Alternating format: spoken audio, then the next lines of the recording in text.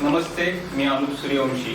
राहुल गांधींनी मोहनजी भागवतांच्यावर देशद्रोही असल्याचा खटला दाखल करा असं वक्तव्य 4 आठवड्यापूर्वी केलं।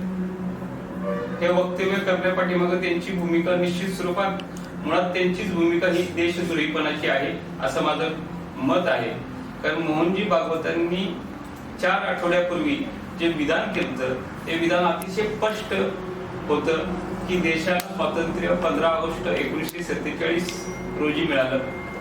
देशाला स्वातंत्र्य मिळाल्यानंतर आपल्या देशात घटना झाली, देशाचा कारभार अत्यंत चांगल्या पद्धतीने सुरू झाला।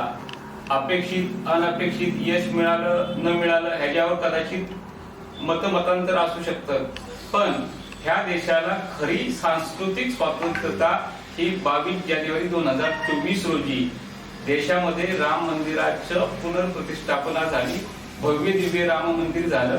त्यानंतर खऱ्या अर्थाने सांस्कृतिक अस्मिता आणि सांस्कृतिक स्वातंत्र्य या देशाला मिळालं असं विधान परमपूज्यनीय मोहनजी भागवतांचं होतं।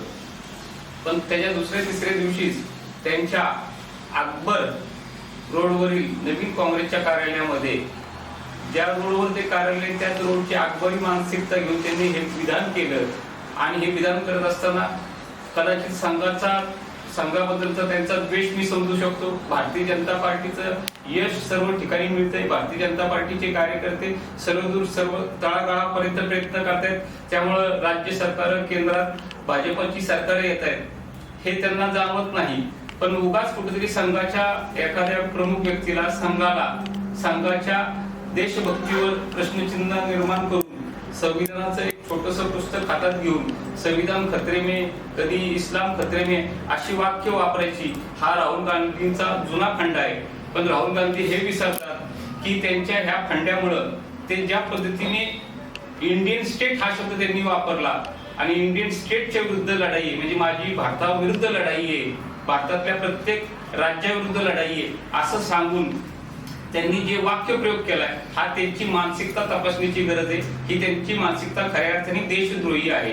संघाच्या पूजनीय सरसंघचालकांची मानसिकता तशी नाहीये, पण राहुल गांधींची मानसिकता निश्चित स्वरूपात तशी आहे। कारण लष्कर-ए-तोयबा, पाकिस्तान ज्या ज्या अतिरेकी संघटना आहेत ही आमची लढाई ही इंडियन स्टेट विरुद्ध आहे असं कायम सांगतात आणि त्याच पंक्तीत जाऊन परदेशात असेल किंवा भारताच्या भूमीत असेल राहुल गांधी हे वाक्य वापरतात।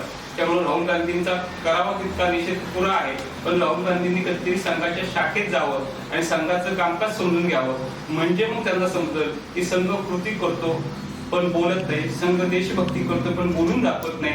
संघाचे अनेक कार्य अशी की जी सर्वदूर पसरलेली आहेत पण कुठेही नाम उल्लेख नसताना अत्यंत निरपेक्ष भावनेत केलेली काम आहेत। आणि अशा संघाला राहुल गांधी जर निषेध करत देशद्रोही ठरवत असेल तर राहुल गांधी तुम्ही चुकताय, तुम्ही एकदा संघ शाखेत जावं ही विनंती।